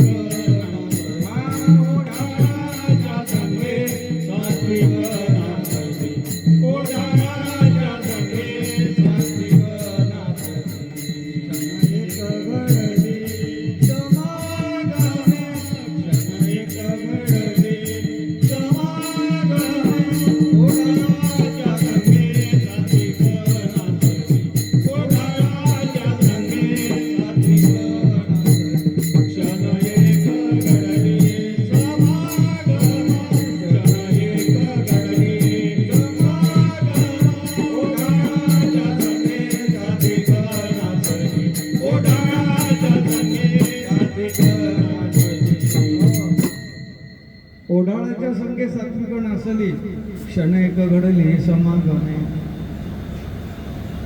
तिच्या जीवनामध्ये परपुरुष नाही. मग तिची अपेक्षा असते की माझ्याही नवऱ्याचं फक्त माझ्यावरच प्रेम असावं आणि इतर ठिकाणी जाऊ नये. आणि तो जर समजा असा जर दिसला महाराज तर ती खोळून जाते. रुक्मिणीचं भगवंतावर प्रेम आहे. भगवंताला लीला करायची होती. कदाचित भगवंतानं राधेला समजा उजव्या मांडीवर बसवलं जर असतं असं पण असतं का बाय हे पोरगी वे किंवा सून वे, त्याने डाव्या मांडीवर बसवलं आणि डाव्या मांडीवर बसवल्याचा परिणाम जर असा झाला महाराज का रुक्मिणी सांगितलं आता इथं मी राहत नाही, सोडलं म्हणे याला आजपासून. आणि तिथून ती रुक्मिणी माता निघाली महाराज तर थेट त्या ठिकाणी दिंडी रवणामध्ये आली. पंढरपूरला आली. दिंडी रवणामध्ये तिथं राहायला लागली. भगवंताने पाहिलं की अरे इथं राघव निघून गेलेली आहे आणि म्हणून आता तिला शोधण्यासाठी म्हणून देव त्या ठिकाणी गोपाळ सहित निघाले. आणि ज्यावेळेस देव गोपाळ सहित निघालेले आहेत देव आले पण तेव्हा कळलं की ही दिंडी रवणामध्ये आली आहे. आणि जेव्हा देवाला असं कळलं तेव्हा देव आले आणि ज्या ठिकाणी देवाचा पहिला मुक्काम होता पंढरपूरला ते स्थान म्हणजे गोपाळपुरी. आणि देवाने तिथे एक प्रकारे गोपाळांना भुका लागल्या महाराज. आणि जेव्हा भुका लागलेल्या आहे तेव्हा भगवंताने प्रत्येकाला भोजन दिलेलं आहे. भानुदास गीती गात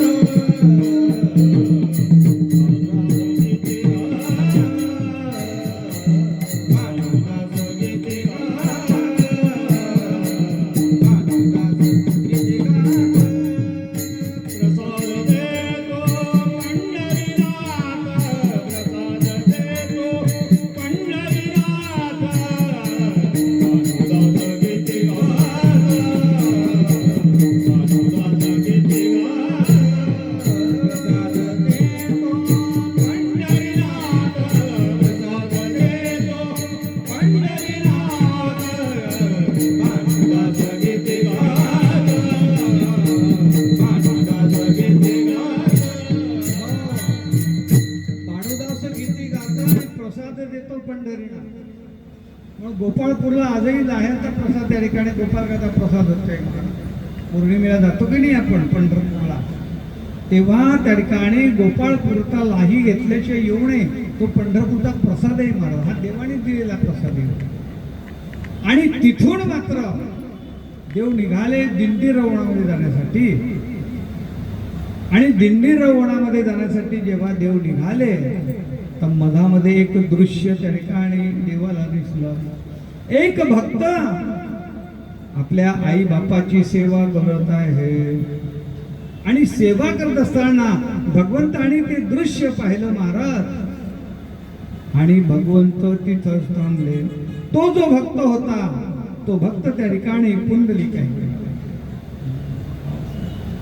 देव गेलेच नाही दिंडी रवणामध्ये. भक्ती देखोणी लाचावला जाओ नेदी उभा केला. निवृत्तीदास म्हणे विठ्ठला जन्मोजन्मी न विसंबे. ती भक्ताची त्या ठिकाणी एक प्रकारची भक्ती पाहिली महाराज. आईवडिलाची सकल तीर्थाची धुरे जिये का माता पितरे तया सेवेसी शिर करी रे लोण कीजे. आणि भगवंता तिथं पुंडलिका अरे तुझ्या भक्तीवर मी या ठिकाणी प्रसन्न झालोय. भक्ती देखोनी लाचावला. थांब म्हणे थोडा, मी आपल्या आई वडिलाची सेवा करत आहोत. आता इथंच उभा राहा म्हणून देवाला मागे वीट फेकली महाराज. ही वीट म्हणजे कोण आहे? ही वीट म्हणजे प्रत्यक्ष इंद्र आहे महाराज. इंद्राला त्या ठिकाणी शाप आहे आणि तो इंद्र त्या ठिकाणी विटेच्या रूपात परिवर्तित झाला. तीच वीट त्या ठिकाणी भगवंताला दिलेली आहे नाही का. आणि त्या विटेवर भगवंत उभे आहे. सुंदर ते ध्यान उभे विटेवरी करकटावरी ठेवूया. हा पंढरपूरचा परमात्मा त्या ठिकाणी उभा आहे. हा मूर्ती नाही आहे महाराज, हे तर साक्षात निर्गुण परब्रह्म आहे. ज्ञानेश्वर महाराज सांगतात, नेणो ब्रह्म मार्ग चुकले, उघडे पंढरपुरा आले, भक्ते पुंडलिके देखिले, उभे केले विटेवरी. अरे ब्रह्म जे आहे ना, ते ब्रह्म त्या ठिकाणी कोणत्या तरी निमित्ताने आलं महाराज. आणि पुंडलिकाने जेव्हा पाहिलं तेव्हा त्या ब्रह्मेला त्या ठिकाणी उभं केलं. हा ब्रह्म म्हणजे कोण? तो हा विठोबा निदान.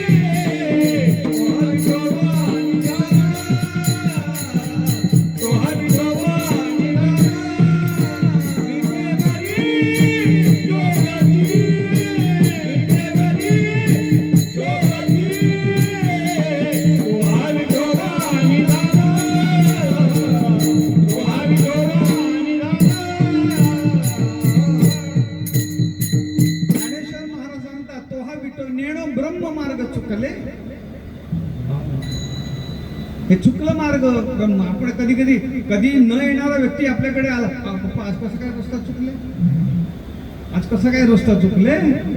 कधी न येणारा व्यक्ती जर आपल्याकडे अचानक जर आला, आपल्या मुखातून हा शब्द निघतो, आज कसे काय रस्ता चुकले महाराज. तसं हे ब्रह्म जे कोणाच्याच हातात लागत नव्हतं, हे कसं काय मार्ग चुकला.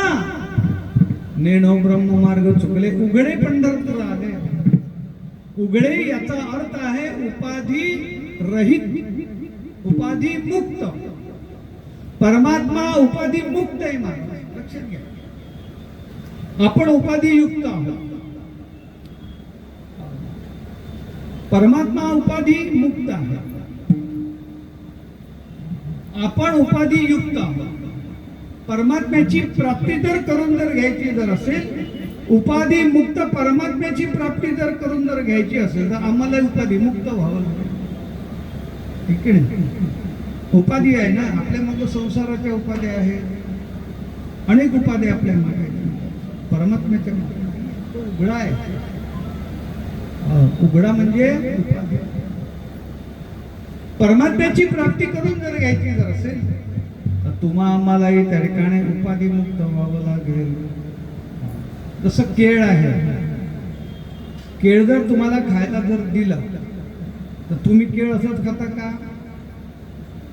मग काय करता, केळाला सोलतो आहोत नाही का. केळ सोलल्याशिवाय आपल्याला त्यातला गर खाता येतो का, नाही. म्हणजे केळाची उपाधी काय आहे, साल आहे. केळ जरी आपल्याला जरी दिलं जरी असलं तरीही त्याची उपाधी काढावी लागते ठीक का. त्याची उपाधी काढल्याशिवाय तुम्हा आम्हाला ते खाता येत नाही. ही बाह्यंग उपाधी आहे. केळाची उपाधी म्हणजे बाह्यंग आहे की नाही. केळाचं साल कुठे आहे, वर आहे. काही काही अंतरंग उपाधी असते. जसं बोर खायचं आहे, बोर जर खायचं जर असेल तर वरचं बोर खा आणि आतमधली जी आठवडी आहे ती फेकून द्या. ही अंदरची उपाधी आहे. तशी बाह्यांग उपाधी म्हणजे संसाराची उपाधी आहे. आपल्या आतमध्ये आपल्याला उपाध्या लागल्यात माझ्या मनाच्या नाही का. रात्रंदिन आम्हा युद्धाचा प्रसंग, अंतर्बाह्य जग आणि मन. आतमध्ये मनाशी लढतं पण बाहेर जगाशी लढा लागतंय. युद्ध दोन्ही स्तरावर सुरू आहे, लक्षात घ्या. आतही सुरू आहे आणि बाहेरही सुरू आहे. आणि असं जेव्हा युद्ध राहते की नाही तेव्हाच गीता कामात पडते महाराज. म्हणून भगवंतानं गीता अर्जुनाला एअर कंडिशन मध्ये नाही सांगितली. भगवंतानं अर्जुनाला जी गीता सांगितली ती कुरुक्षेत्रावर सांगितलेली आहे महाराज, युद्धाच्या ठिकाणी सांगितले आहे. हा संसार म्हणजे युद्धच आहे, रात्रंदिनामा युद्धाचा प्रसंग. आणि अंतरंगातलं मन आणि बाह्यांग जगाला जर जिंकायचं जर असेल तर तिथे गीताच कामी पडते. कशी पडते तो भाग वेगळा, तो सांगत नाही. तर अंतरंग उपाधीचाही त्याग करावा लागतो. बोर खायचं असेल तर आतमध्ये आठवडी फेका, बाहेर वरचं बोर खा, ही अंतरंग उपाधी. काही काही ठिकाणी आतमधलंही फेकावं लागते आणि बाहेरचंही फेकावं लागतं, मधातलं खावं लागतं नाही का. आता सध्या सीझन कशाचा सुरू आहे, आंब्याचा. तर आंब्याचा रस खाताना वरचं सालही फेका आणि आतमधली पोय आहे तेही फेका, मधातला रस का नाही. असं कधी झालं का, पाहुण्याला घेता का सालपट आंब्याचे खाले नाही, आंब्याचे साल आणि आतमधल्यातली कोय हे दोन्ही फेका लागते आणि मधातलं घ्यावं लागतंय. केळ जर खायचं असेल तर बाहेरचा साल फेका, बोर जर खायचं असेल तर आतमधली आठवडी फेका, आंब्याचा रस खायचा असेल तर आतमधली कोय आणि बाहेरची साल दोन्ही फेका. आता मी तुम्हाला एक वस्तू देतो खायला, त्याच्यातलं काय फेकतात ते सांगा. मी तुम्हाला आता पेढा खायला देतो, पेढा, पेढ्यातलं काय फेकता, हा पेढा जसा तसा खावा लागतो ना. तर परमात्मा हा पेढ्यासारखा आहे महाराज. सोली वजे सुख अति सुखा होणे उभे ते अंगणी वैष्णवाच्या, तुकाराम महाराज सांगतात. सोली व सुख म्हणजे जसं सोललेलं केळ आहे तसा हा परमात्मा त्या ठिकाणी उघडा आहे, म्हणजे उपाधी मुक्त आहे. उपाधी वेगळे तुम्ही निर्विकार, उपाधी वेगळे तुम्ही निर्विकार, उपाधी वेगळे तुम्ही निर्विकार, उपाधी वेगळे तुम्ही निर्विकार. काहीचा संसार, काहीचा संसार तुम्हा नाही, माझा ऐसे करुणी ठेवा नारायण, माझा ऐसे करुणी ठेवा नारायण. काहीचा संसार तुम्हा नाही, काहीचा संसार तुम्हा नाही, माझा ऐसे करुणी ठेवा नारायण, माझा ऐसे करुणी ठेवा नारायण. तुकाराम महाराज सांगतात उपाधी वेगळे तुम्ही निर्विकार, म्हणजे हा परमात्मा उपाधी मुक्त आहे, म्हणजेच उघडा आहे. हा त्याचा अर्थ आहे. नेणो ब्रह्म मार्ग चुकले उघडे पंढरपूर आले. उघडे याचा अर्थ आहे उपाधी मुक्त. हा उपाधी मुक्त असणारा परमात्मा पंढरपूरला आहे. तर हा निर्गुण निराकार परमात्मा या पांडुरंगाच्या रूपाने सगुण साकार झाला आहे. तुकाराम महाराज जिकडे तिकडे फिरले, पण मूर्तिमंत परमात्मा कुठे जर पाहिला जर असेल तर तो फक्त पंढरपूरला दिसला. परमात्म्याचा अनुभव जर कुठे जर आला जर असेल तर तो पंढरपूरलाच आलेला आहे. मग आमच्या वाडवडिलांनी जी परंपरा त्या ठिकाणी कायम राखली तीही मीही कायम ठेवतो आहे. मी सुद्धा त्या ठिकाणी, आणि मी एकटाच नाही, मी सर्वांना सांगेन पंढरीशी जा रे आल्यानो संसारा, पंढरीशी जा रे आल्यानो संसारा, पंढरीशी जा रे आल्यानो संसारा, पंढरीशी जा रे आल्यानो संसारा. नाथ सोयरा पांडुरंग, नाथ सोयरा पांडुरंग. संसारामध्ये आलेले आहे ना, एक वेळा तरी पंढरपूरची वारी करा आणि आहे तुमच्या जवळ व्यवस्था. आता महाराज घेऊनच जातात, सगळी व्यवस्था करतात. जायचं एक वेळा जीवनामध्ये जर आलेलं जर हवं आपण जीवनामध्ये एक वेळ, आणि तो आनंद काय सांगावा महाराज नाही का. तो आनंद काही सांगता येत नाही. जेव्हा पंढरपूरला आपण जातोय की नाही, आनंद कसा असतो. लावणी मृदंग, लावणी मृदंग श्रुती ताळ घोष, लावणी मृदंग, लावणी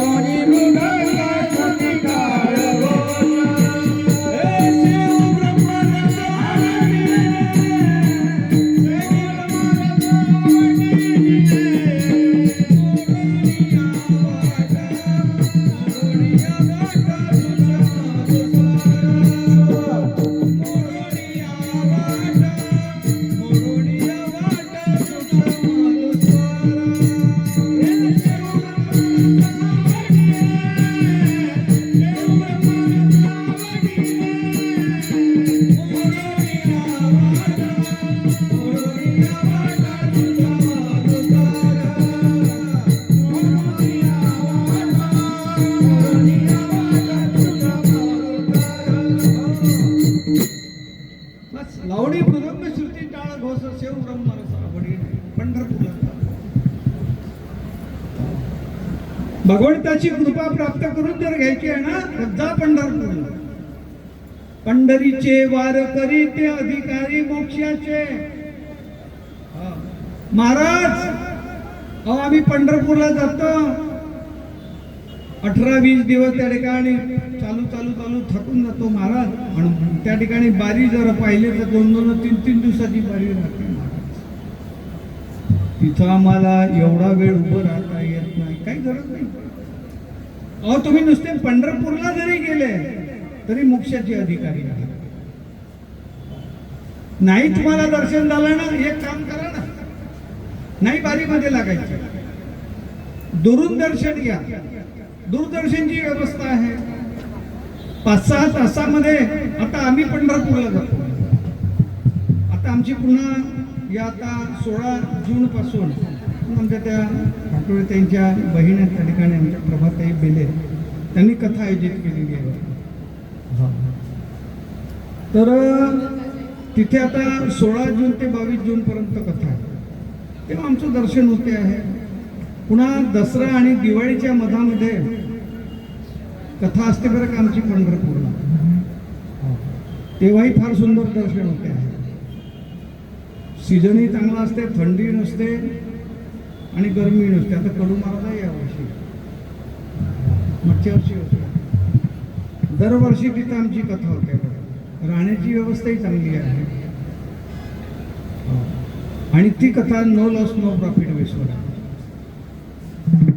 तेव्हा दर्शन होते आहे. पण वारीचा जो आनंद आहे तो मात्र वेगळाच असतो महाराज. नाही का हा सुख सोहळा स्वर्गी नाही. हा वारीचा जो आनंद आहे ना तो वारीतच मिळतो. काय सांगावं, गात जागा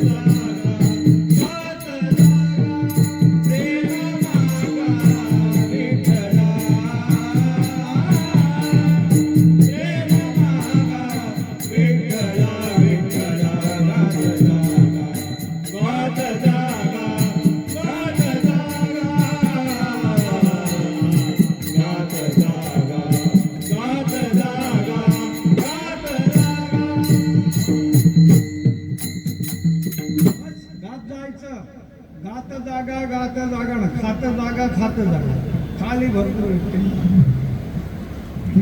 काही कमी आहे का? आम्ही काय कोणाचे खातो? आमचा बापची आम्हा तो आनंद वेगळा आहे. हा सुख सोहळा स्वर्गी नाही झालं ना दर्शन पदाचा ठीक आहे सोडा. देवाचं दूरदर्शन 5-6 तासात दर्शन. मग काय हो महाराज हे दूरदर्शन जर घेतलं याचं फळ आहे का? हो आहे ना. काय महिमा वर्णो आता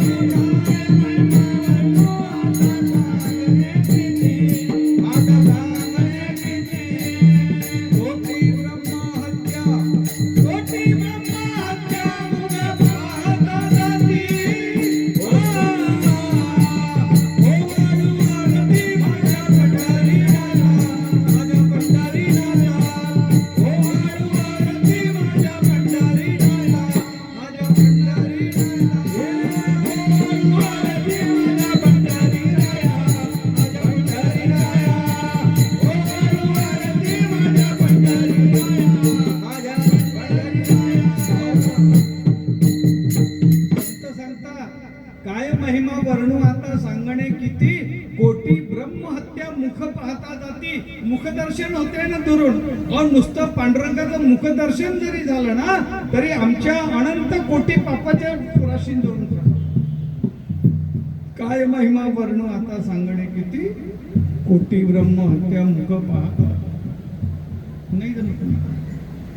6 घंटे ते नाही उभं राहतायत. नाही राहतायत का. एक काम करणं, प्रदक्षिणा कर. नाही नामा म्हणे प्रदक्षिणा, त्याच्या पुण्या नाही गणना. प्रदक्षिणा करा. प्रदक्षिणा जरी केल्या तरी तेवढंच पुण्य. दूरदर्शन पाहे केलं तरी तेवढंच पुण्य. पंढरपुरामध्ये प्रवेश केला तरी तेवढंच पुण्य. पदाचं दर्शन केलं, पायाचं दर्शन केलं तेवढंच पुण्य. माझी पाय थकले, प्रदक्षिणा नाही जमत. नाही जमत प्रदक्षिणा, मी एकच काम कर. तुका म्हणे मोक्ष देखील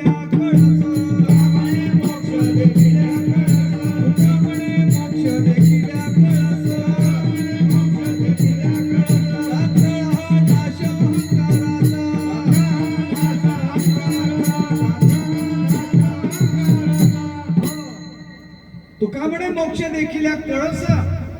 तत्काळ हा नाश अहंकाराचा. तत्काळ नाश अहंकाराचा. नाही तर फक्त मोक्षात त्या ठिकाणी कळसाचं दर्शन होतंय ना महाराज. अहो तेवढंच पुण्य आहे. लक्षात घ्या. पण हा आग्रह नाही करायचा की आम्ही वारीमध्ये गेलो तर देवाचं दर्शन नाही झालं बाप्पा, देवाचं दर्शन नाही झालं बाप्पा. काही गरज नाही महाराज. अहो तुम्ही वारीमध्ये चालले ना, सोबत तुमच्या माऊली आहे ना महाराज. सोबत माऊलीचं दर्शन रोज होते आहे ना. अहो हीच तर त्या ठिकाणी एक प्रकारचे यज्ञ आहे महाराज. लक्षात. हा यज्ञ आहे. एक कथा येते आहे. पांडव जेव्हा वनवासामध्ये होते की नाही, तर पांडव वनवासात असताना एका त्या अरण्यामध्ये एक ऋषी आले होते. आणि ऋषी असताना द्वादशी होती. तेव्हा युधिष्ठिराला जेव्हा कळलं की इथे बा एक ऋषी आलेले आहेत, तर युधिष्ठिर तिथं गेले आणि युधिष्ठिर म्हणायला लागले की महाराज उद्या द्वादशी आहे, आमच्याकडे या म्हणे.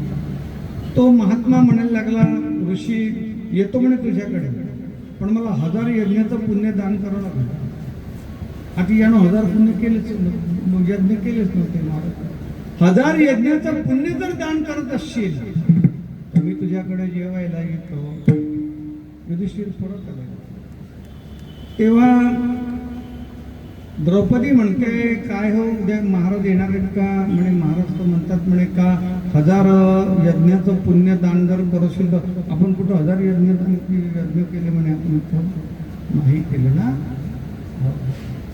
बरं ठीक आहे, मी जाईल म्हणे उद्या महाराजांना घेऊन येते म्हणे. आपण केलेच नाही ना यज्ञ. कारण की माणसापेक्षा बाया हुशार राहते.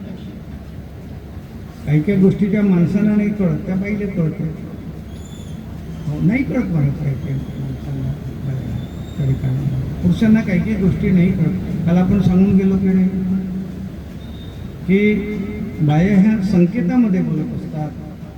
पुरुषांना संकेत कळले तर ठीक आहे, नाही संकेत कळले तर जाऊन द्यायचं. पण पुरुष जे आहे, स्त्रिया ज्या आहेत या संकेत, स्त्री कधीही स्पष्ट भाषेमध्ये बोलत नाही.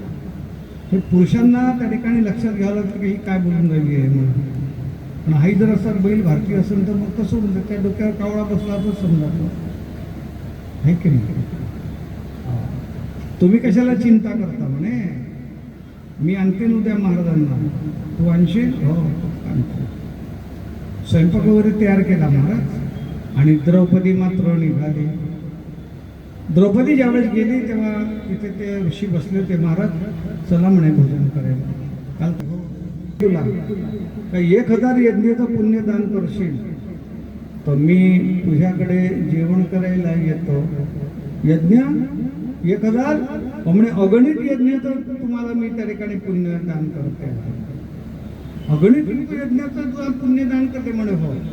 हे यज्ञ केव्हा केले म्हणजे झोपडीपासून तुमच्या घरापर्यंत येत असतापर्यंत मी ते त्या ठिकाणी यज्ञ केले आहे महाराज. त्या महात्म्याला आश्चर्य वाटलं आणि महात्मा म्हणायला लागला इथून येतो ते इथं कसे गेले म्हणे. महाराज जे जे पाऊल मी चालली ना त्या प्रत्येक पावलावर मी भगवंताचं नामस्मरण केलं आहे. राम म्हणता वाट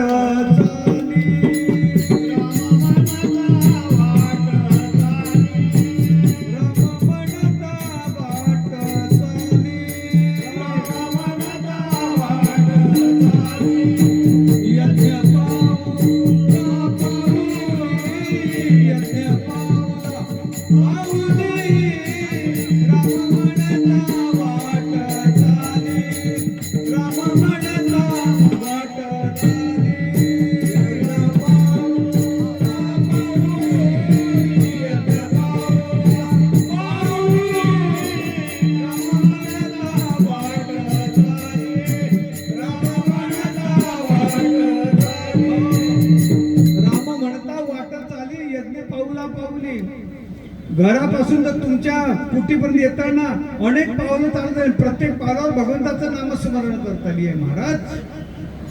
आळंदी ते पंढरपूर कमी पाऊल आहेत का? हा? आणि आळंदी ते पंढरपूर लोक काय सिनेमाच्या गाडी म्हणत येतात? नाही.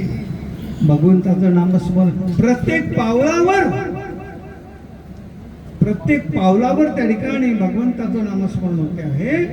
तर तिथे यज्ञ किती होत असेल? मग एवढे अज्ञाचे तुम्ही अधिकारी झालेले असल्या त्यानंतर अजून काय राहिलं? विठाला विठाला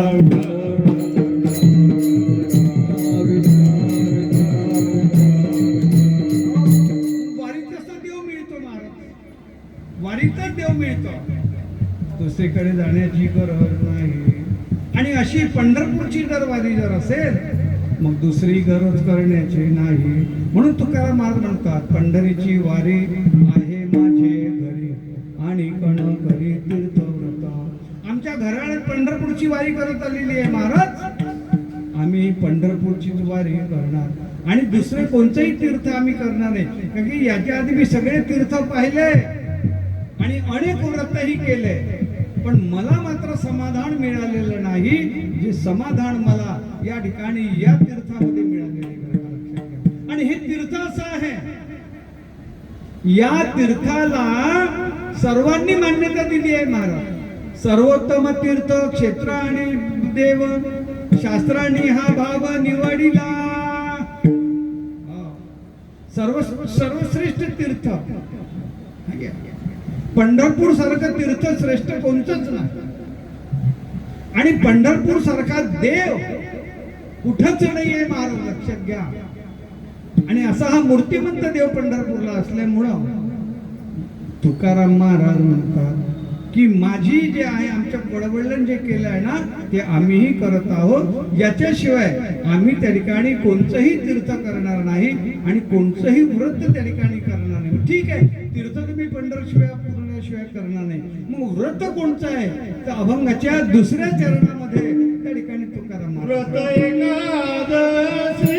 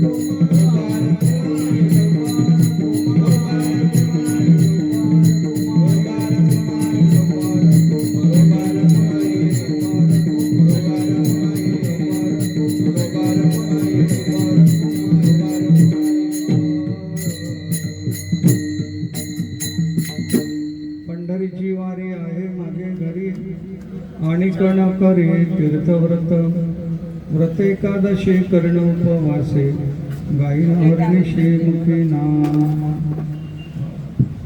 तुकाराम महाराज त्या ठिकाणी सांगतात की पंढरपूर सारखं श्रेष्ठ तीर्थ कोणतंच नाही, पण हेच तीर्थ करणं आणि कणतरी तीर्थ पंढरपूर शिवाय ना.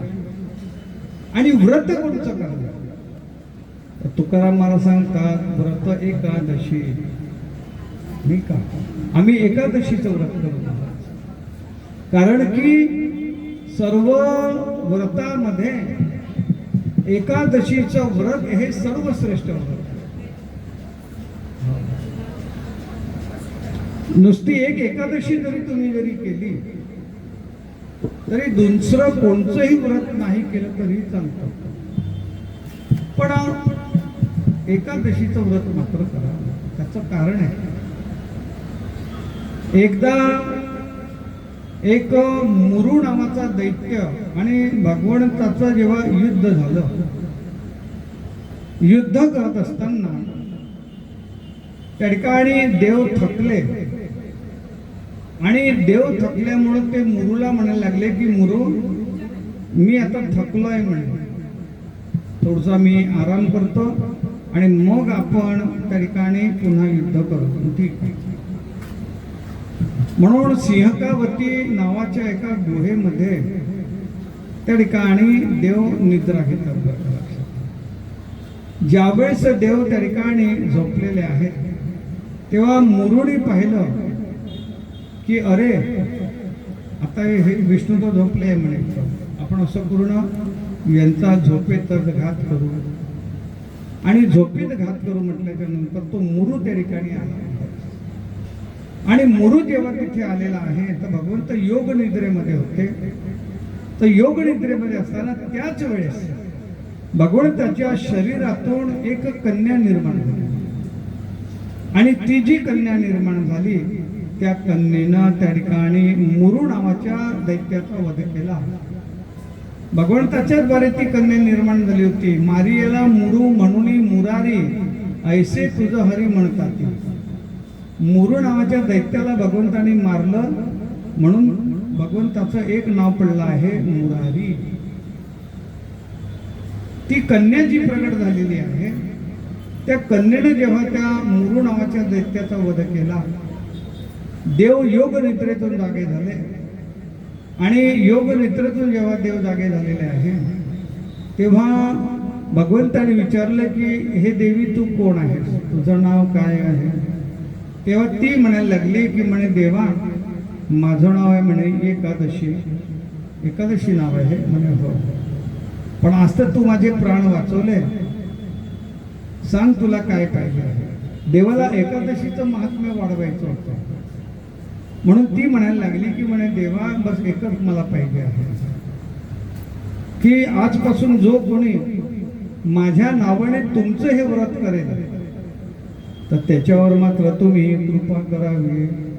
देव म्हणाले ठीक आहे, आजपासून जो कोणी एकादशीचं व्रत करेल मी त्याच्यावर कृपा करेल. जो एकादशीचा व्रतधारी मी नित्य नांदे त्याचे घरी.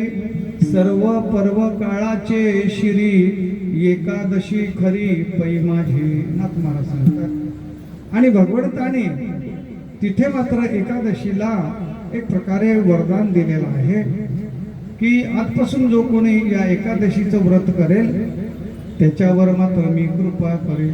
सर्वात श्रेष्ठ व्रत जर कोणतं जर असेल तर ते एकादशीचं व्रत आहे महाराज. आणि या एकादशीच्या व्रतामध्ये उपवास करायचा असतो. उपवास याचा अर्थ काय होतो. उप म्हणजे जवळ, वास म्हणजे राहणे. उप म्हणजे जवळ, वास म्हणजे राहणे. म्हणजे निरंतर त्या ठिकाणी देवाच्या जवळ राहणे याला म्हणतात उपवास. आणि देवाच्या जवळ जर राहायचं जर आहे तर त्या ठिकाणी थोडंसं आपलं शरीरही हलकं पाहिजे म्हणून त्याशी अन्न खाणे काल आपण सांगून गेलेलो आहोत. याने काणे पापाने ब्रह्महत्यादिकाणीच अन्नमाश्रितं तिष्ठन्ति तानि विप्रहरी ऋणे. महापातके युक्त वा सर्व पातके एकादश्या निराहारम स्थित्वा याती परम गतिम. नारद पुराणामध्ये सांगितलं आहे की जगातले जेवढे काही पाप आहेत हे सगळे पाप एकादशीला अन्नाचा आश्रय करून राहतात. म्हणून एकादशीला अन्न खाऊ नये. एकादशीचं अन्न पान जे नर करती भोजन शिवाण विष्टे समान अधमजन ते ऐका व्रताचे महिमान नेहमी आचरती जण, नाही का? ते विष्णू समान. एकादशीचं व्रत हे 3 दिवसाचं असते ना, लक्षात घ्या. आपण एका दिवसातच करतो नाही. एकादशी व्रत हे 3 दिवसाचं असतं. याला व्रत असं म्हणतात. तर एकादशीचं व्रत जे आहे तर दशमी, एकादशी आणि द्वादशी अशी असते.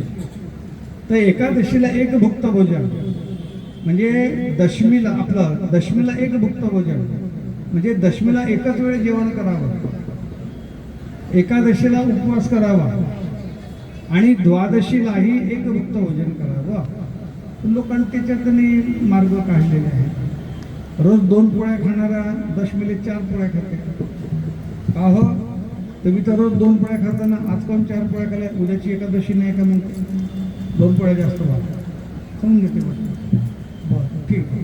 मग द्वादशीले पुन्हा 2 पोळ्या जास्त खाते. अहो आज कोण कालची एकादशी नव्हती का म्हणते? लोक याच्यातलाही मार्ग आता नाही होत महाराज कधी कधी सहन.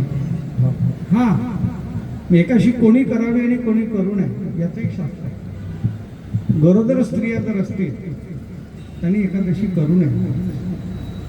जे आजारी आहेत त्यांनी एकादशी करू नये. 8 वर्षाच्या कमी वयाचे जे आहेत, जे मुलं आहेत त्यांनी एकादशी नाही केली तरी चालते.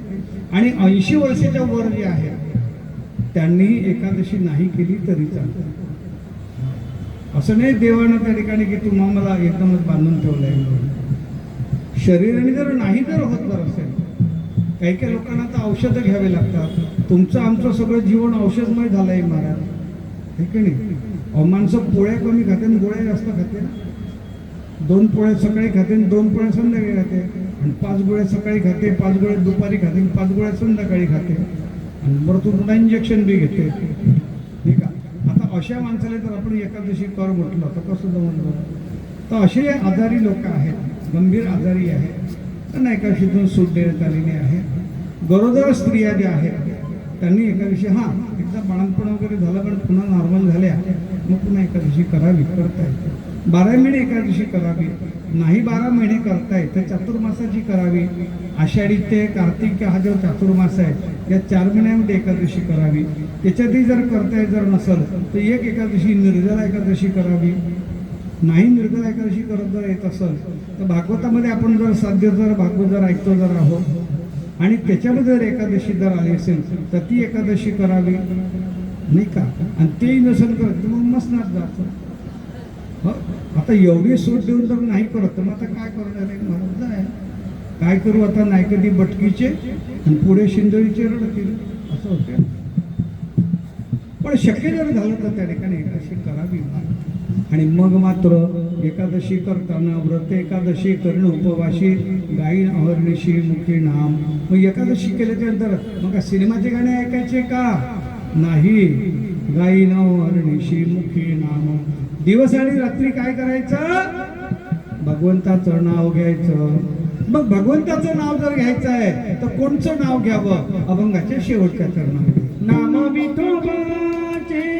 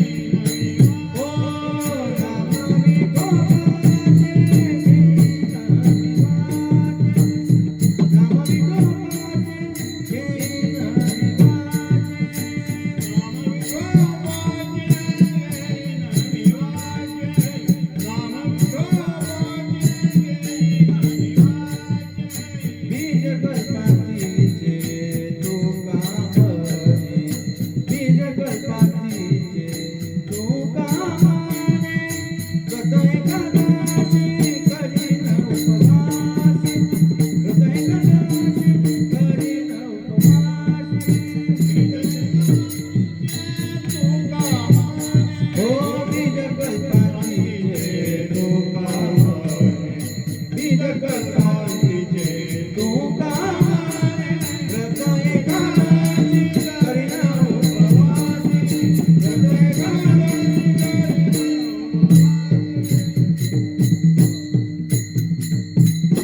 एकादशीला काय करावं? नाम विठोबाचे घेईन विवाचे, गाईनं अहर्निशी मुखी नाम.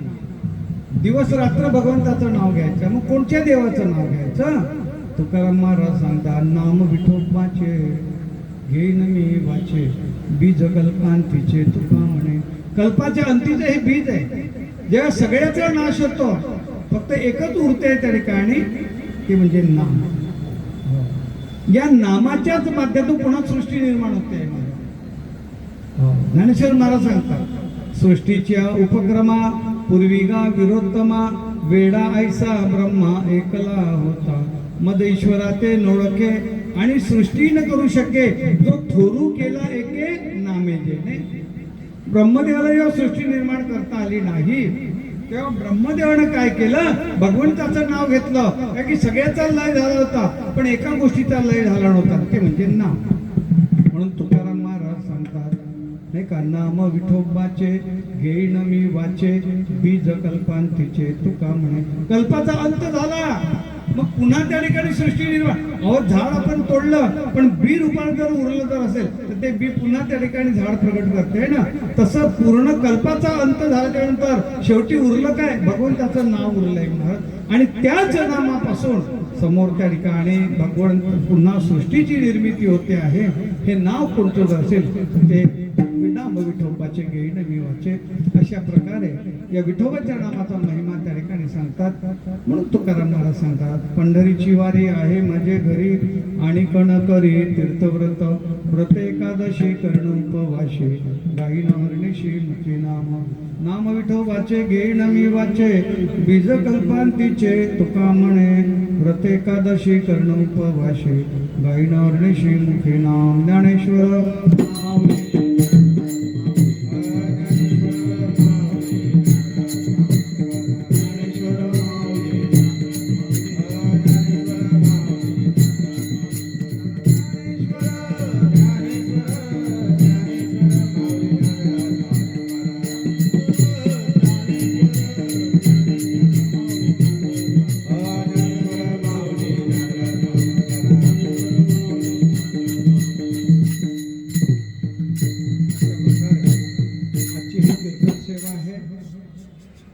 एकादशीच्या निमित्ताने जी कीर्तन सेवा ही या ठिकाणी आपण थांबवतो आहोत. याच्यानंतर सर्वांनी थांबायचं आहे.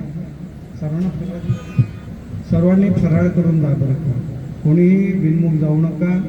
तुमच्या ताईकडून सर्वांना फराळाची व्यवस्था केलेली आहे. तर सर्वांनी फराळ करायचा आहे, मग जायचं आहे. तसं उद्या सायंकाळी 4 ते 6 वाजेपर्यंत आपण इथे गोपालकालाचे कीर्तन करणार आहोत. आणि गोपालकाचं कीर्तन आटोपलं की लगेच इथे महाप्रसादी राहील. त्याही कार्यक्रमामध्ये आपल्याला उभं यायचं आहे सर्वांनी. विठ्ठल जय जय.